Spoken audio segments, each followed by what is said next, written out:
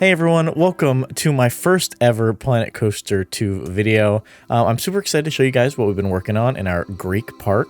Obviously you can see in the background that we have a couple things built, but today we're going to be primarily focusing on our most detailed coaster by far in the entire park, which is our Medusa coaster. And I'm so unbelievably excited to show you guys how we created this beautiful ride. So we are using the LSM launch coaster as the ride vehicle today, I guess is what you call it. But I really wanted a launch coaster for this ride because I didn't want to deal with any large lift hills or anything like that. I wanted everything to be relatively close to the ground, really tight knit. As you can see here, we're doing really tight circles on top of itself, almost to invoke that type of that kind of snake feel. You know, you really wanted it. We wanted it to be close quarters, really tight turns, and so that's the general philosophy for the ride. The main idea that I had when I was coming up with this ride was I wanted you to feel not only like snake-like, right?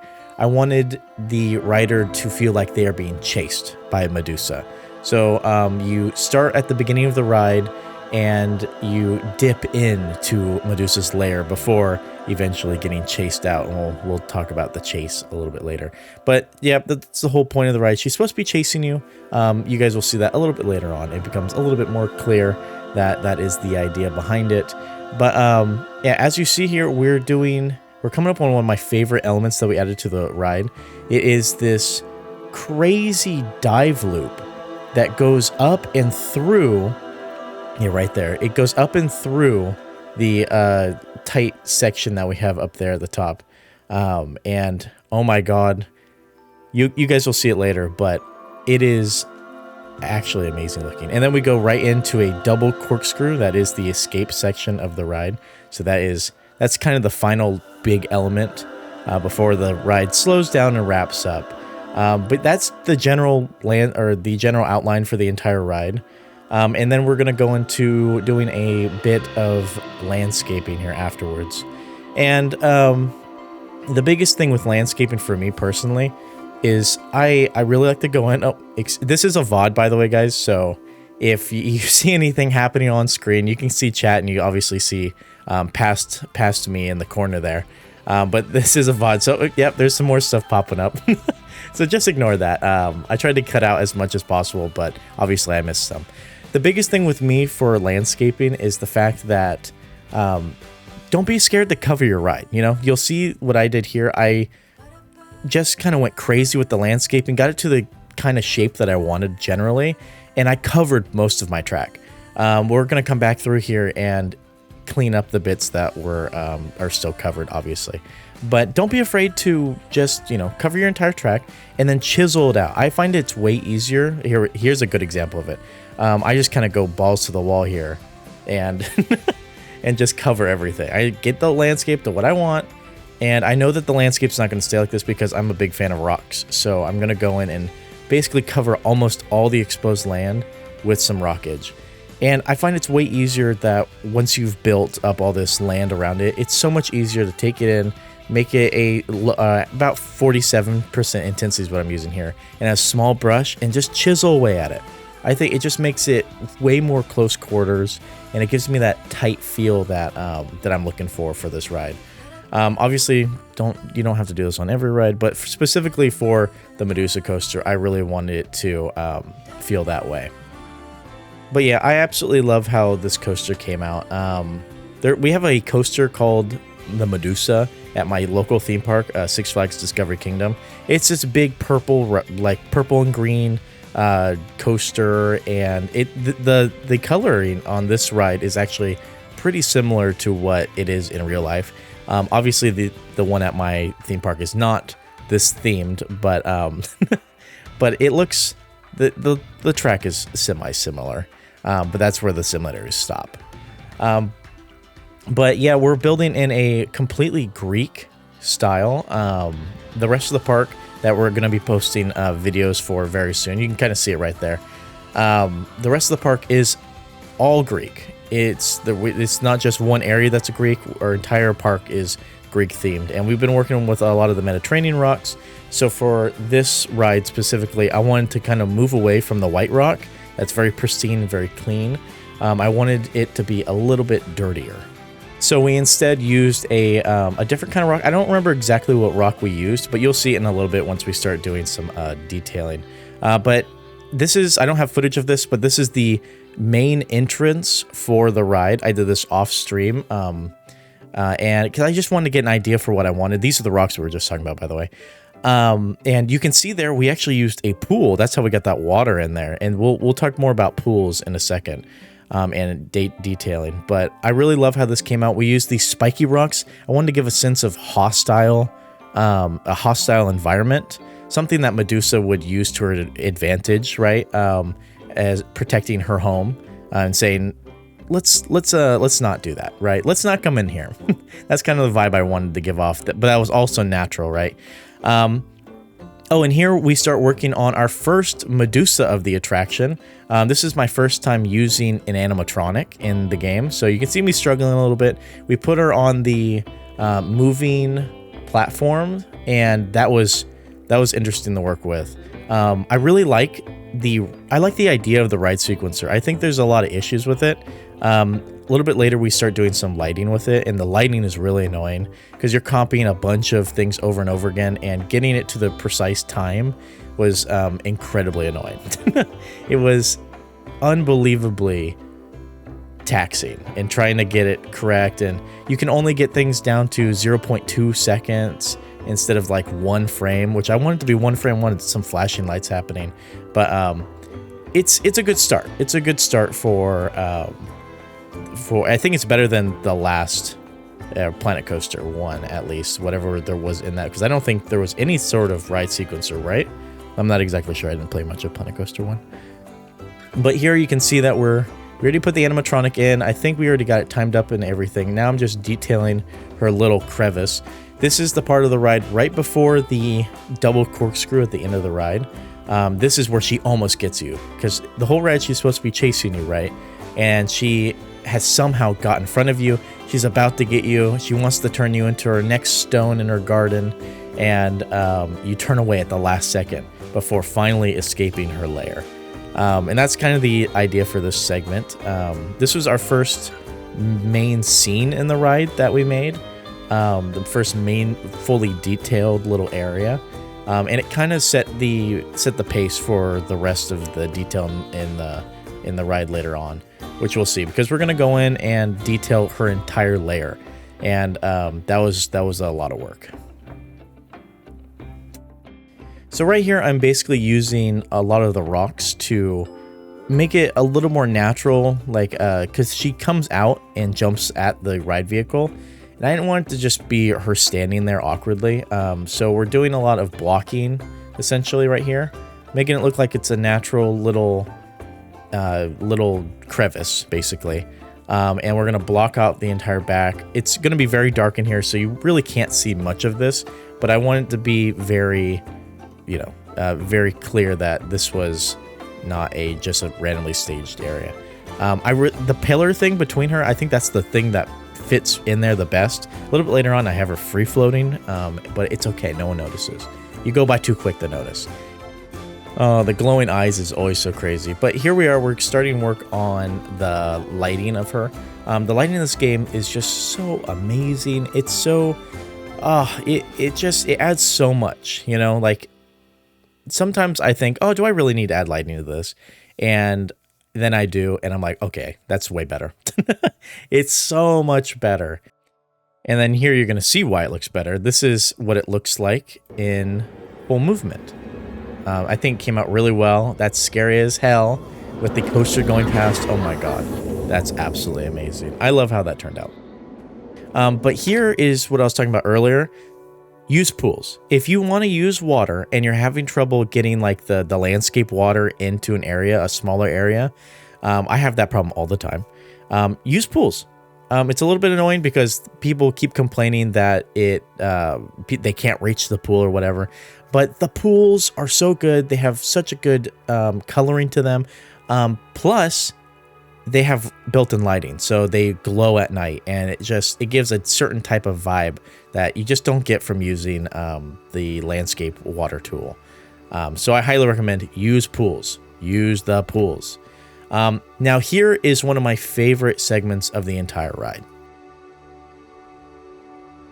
Here we're starting work on Medusa's garden, which my idea for this kind of came from, obviously we needed something in this area, but I don't know how many of you guys remember the really crappy Percy Jackson movie that came out in like the mid 2010s or 2011s, the 20-teens or whatever they're called. But there's a scene where they fight Medusa in that movie, and she has this full like garden. It almost looks like a Home Depot or like a Lowe's garden section.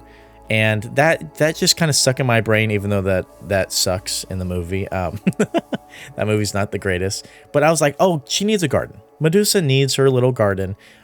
She needs somewhere to display her statues, of course. So that's kind of where the idea came from. You can see that we're putting in the pillars for the statues right now of her past victims. But not only did I want this to be a really nice garden, I wanted it to be more natural. I didn't want like a bunch of potted plants or anything like that. I wanted it to seem overgrown because obviously Medusa's not in there taking care of all the, all the flowers and stuff. I wanted it to be more natural, very overgrown, very, I think I wanted it to feel wild. I think that's what I was going for.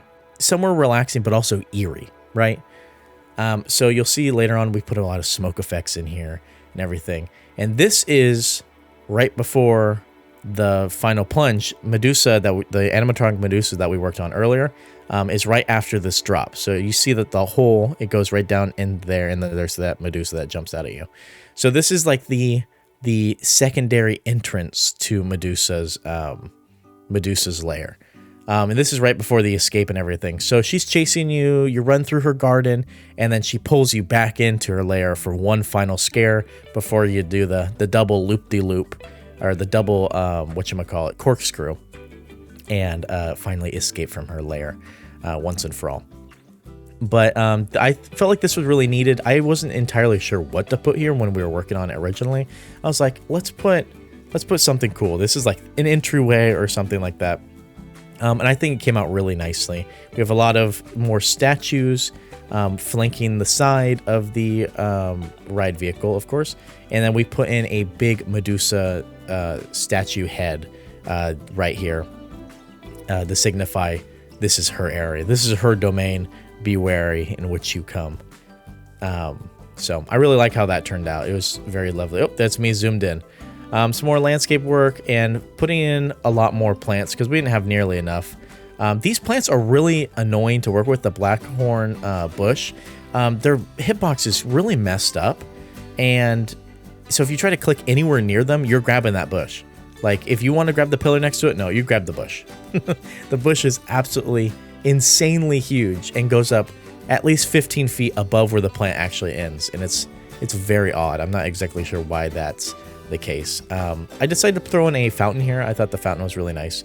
Added some kinetic energy, even though the fountain itself, where the water spout breaks every so often and just turns into like a little dribble. And I'm not exactly sure why it does that, but it does. So we have to go in and fix it every so often. But that's how it looks. I think it came out amazing. That's it during the daytime. You can see the mist effects that we added, and oh my god, we did some lighting. The mist again. This area of the park looks so excellent at night. It's just so eerie, but also beautiful. It is amazing, and I really enjoyed working on it. So now we start work on arguably the biggest part of the entire ride, the lair. You can tell that I've been working outside. I did a lot of landscaping. You can see a lot of landscaping I did off screen. You see a lot of the pointy rocks in the background there.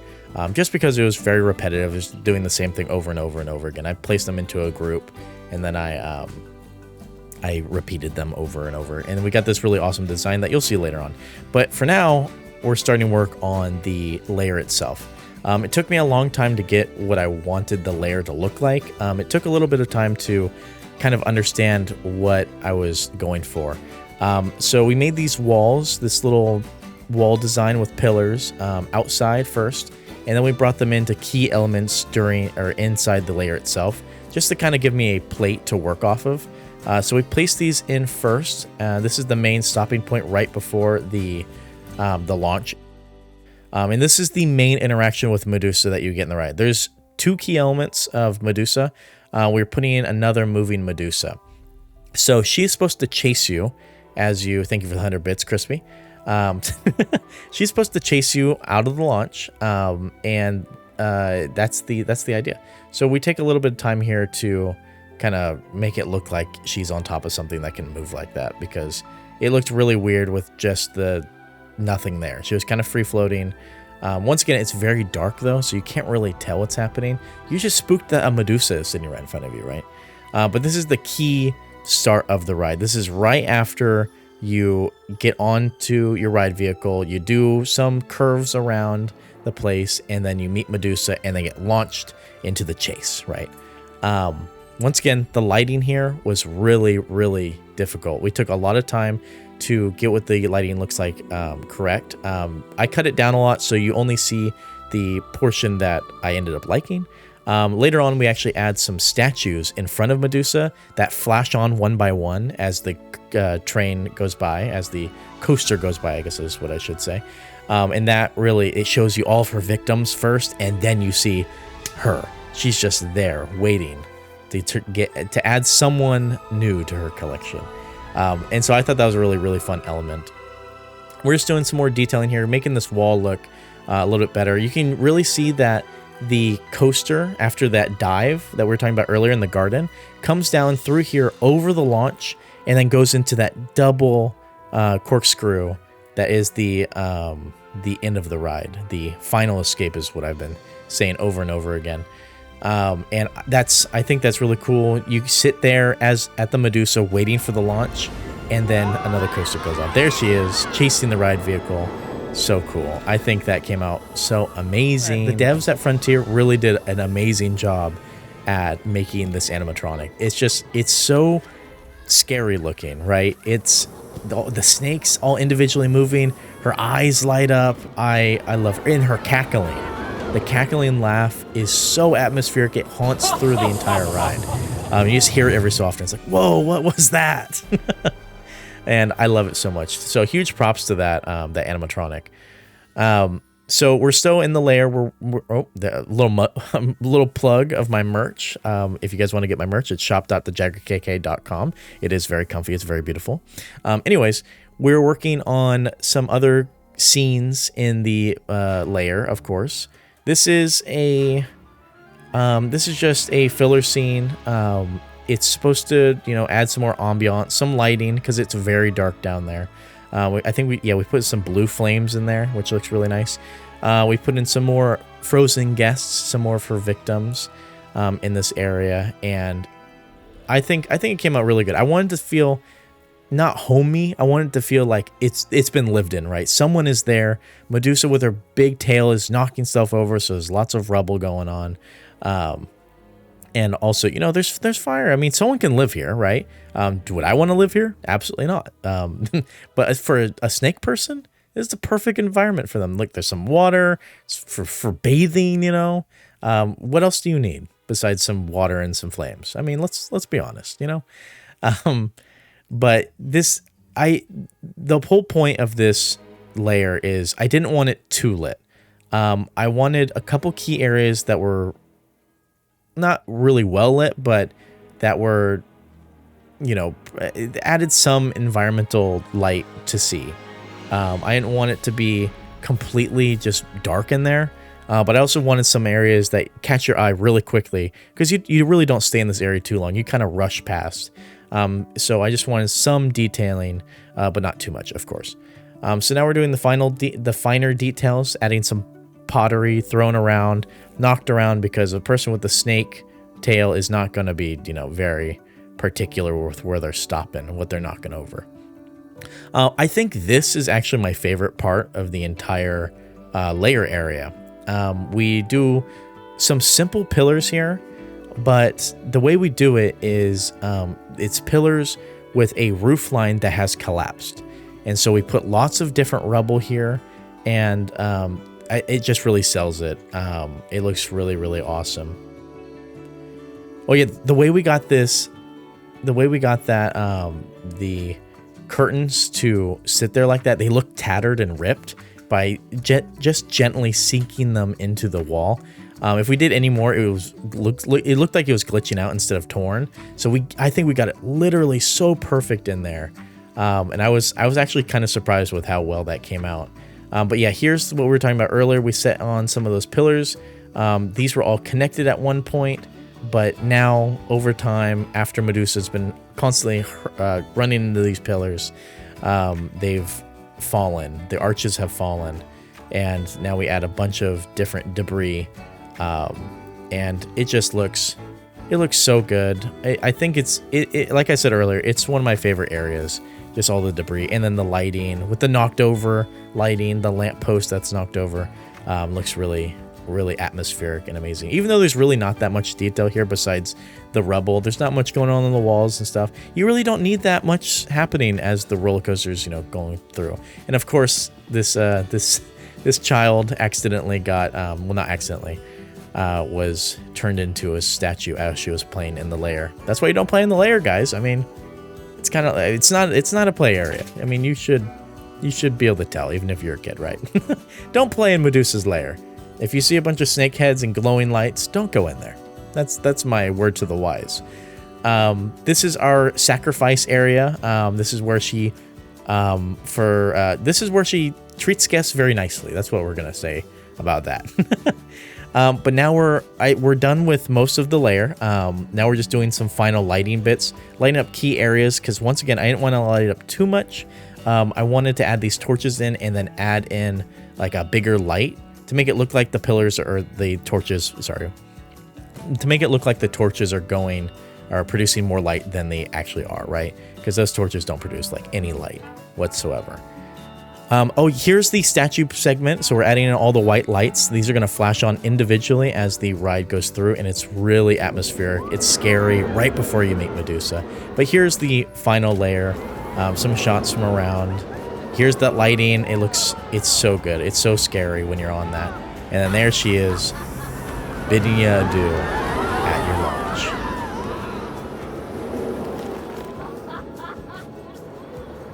That's all the footage that I have of the building of the Medusa coaster, of course. I think you guys are excited to see what the on-ride POV looks like, so we'll be showing that to end the video. But we did do the queue, the entry, and the exit of the ride. I just don't have any footage of it. We'll show it off during the ride POV, of course. But I just want to say a quick thank you so much for watching the video and supporting the channel. This is my first Planet Coaster 2 video, and I have many different things that I want to upload about Planet Coaster 2 on this channel. So I'm working on a Oracle of Delphi water coaster right now. We're about halfway done, but I'm pretty sure that's going to be our next video, and I might be doing some catch-up videos using old VODs to show you guys what we have been working on in Agenia itself. We have a couple other coasters that we've already made that are completely done that we can talk about too. So subscribe for more awesome videos about Agenia and other things, of course. If you want to see me play Planet Coaster and other games live, you can follow me on twitch.tv/thejaggerkk. You can join me and Peanut. We stream every Monday, Thursday, Friday, and one day on the weekends, either Saturday or Sunday. So make sure you guys drop on by, hit that follow button, subscribe here, of course, and I'll see ya next time. Enjoy the POV.